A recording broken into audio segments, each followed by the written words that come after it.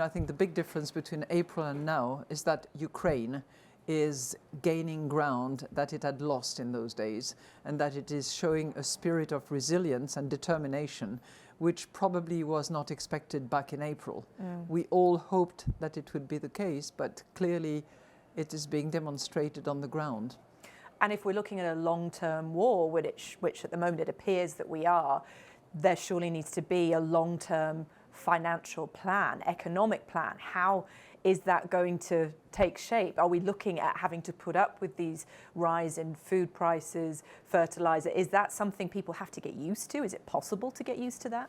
Well, from my own perspective, as president of the European Central Bank, what we need to do is to return inflation to where it should be in the medium term, that is 2%.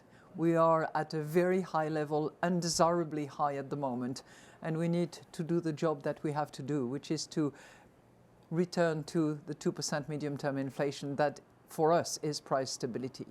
Now, obviously, lots of other things have to be done by lots of other people, and I'm sure that the IMF will be the good forum to discuss what is needed for Ukraine in terms of financial support, in terms of reconstruction when the war is over, and so on and so forth.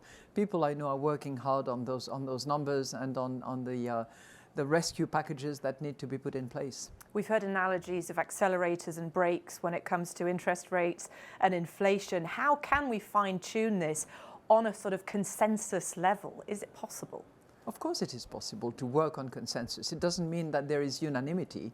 It means that people are prepared to move in the right direction, which is determined by the mission that they have. In the case of the European Central Bank, it's fairly straightforward. We have to deliver price stability. We have defined price stability as 2% in the medium term, and we have to use the tools that we have available, which will be the most efficient to deliver that.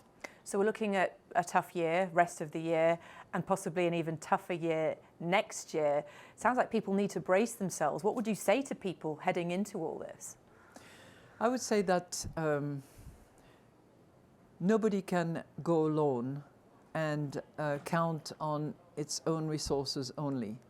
So we are in a situation where everybody needs to help everybody else, be mindful of everybody else, and also accept that we don't know it all. We know that this winter is going to be tough. What we know about next year, everybody likes to make prediction, to have projections for a year from now. I think we have to be a little bit humble and be prepared to constantly review the situation, revisit our projections, and take the determined action that is needed.